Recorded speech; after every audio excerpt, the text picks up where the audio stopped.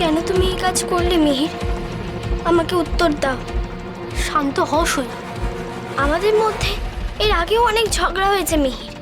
তুমি অনেক কিছু ভুলভাল বলেছো আমাকে, তাই বলে তুমি আমার নাম করে মিথ্যাচার করবে? এটা আমি তোমার কাছ থেকে আশা করিনি মিহির। শোনো সই, আমাকে এভাবে অপমান করার সাহস তুমি কোথা থেকে পেলে? না না, তুমি আমাকে ভুল বুঝছো সই। স্টপ দাও। আগে বলো, আমার নামে এই মিথ্যাচার করার কে অধিকার দিয়েছে তোমার? কে? কি আবার? আমাদের বন্ধুত্ব, আমাদের ভালোবাসা আমাকে এই অধিকার দিয়েছে। তুমি কি আমাদের বন্ধুত্ব, আমাদের সখ্যতাকে অস্বীকার করতে চাও?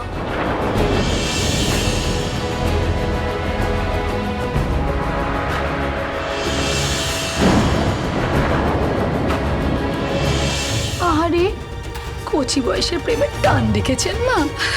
তাই না তাই, এই কচি প্রেমের তাড়নায় এই কাঠুরানির পো কি নিখুঁত পাবেই না নিজের পায়ে কুড়ুল মারছে। দেখে তো আমার চোখ দুখানা জুড়িয়ে যাচ্ছে। একে তুমি ভালোবাসা বলো? এমন তোমার সখ্যতা? আমার সিদ্ধান্ত নেওয়ার ক্ষমতাকে অপমান করেছো তুমি, সেটা আবার বড় মুখ করে বলছো। রাজকন্যা হিসাবে রাজামশাই আমাকে যে সিদ্ধান্ত নিতে বলেছিলে তা তুমি কেড়ে নিয়েছো মিহির। এমন যদি তোমার ভালোবাসা হয় তাহলে সেই ভালোবাসা আমার চাই না।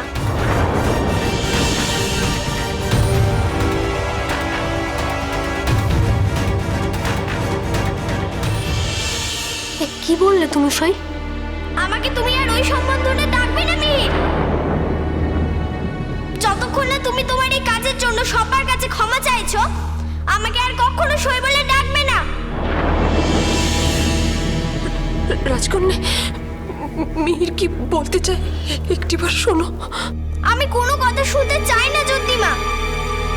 মিহিরকে আগে সবার কাছে ক্ষমা চাইতে হবে, বাবা মা এমনকি মেজো গুরু মশাই সবার কাছে। এক্ষুনি ক্ষমা চাও তুমি মিহির। কিছুতেই না। ক্ষমা চাইবার মতো কোনো অপরাধ আমি করিনি, তাই ক্ষমা আমি চাইবো না।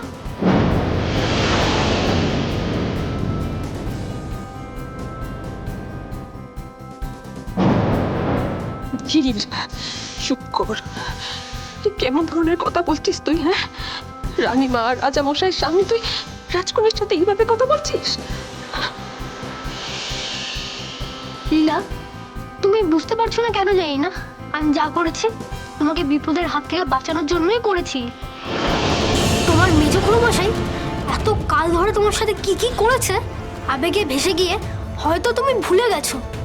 আমি কিন্তু কিচ্ছু বলিনি।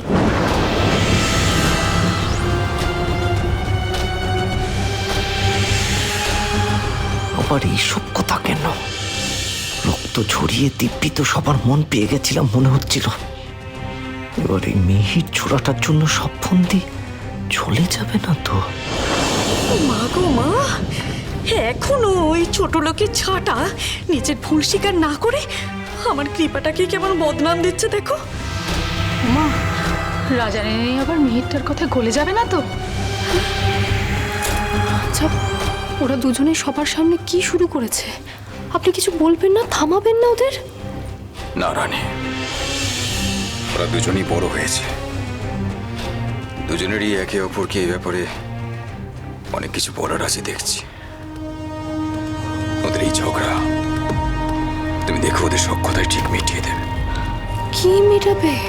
ওদের ঝগড়া তো বেড়েই চলেছে। সবাই তো হাসাহাসি করছে। কে জানে ওদের এই ঝগড়া কোনো বড় ঝড়ের ইঙ্গিত কিনা। মিহির কিন্তু ভুল কিচ্ছু বলছে না।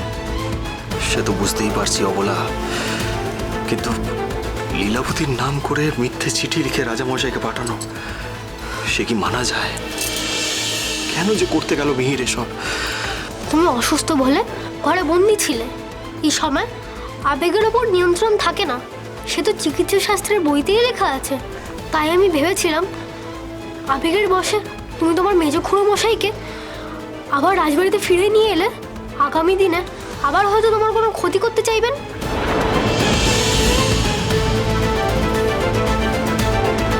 তোমার সুরক্ষার দিকটা দেখাও তো আমার দায়িত্ব।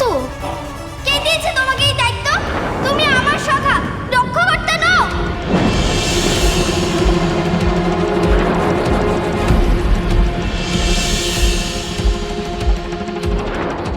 খনার কাহিনী সোম থেকে শনি সন্ধ্যে 7:30টায় আকাশ আট ও প্ল্যাটফর্ম 8-এ।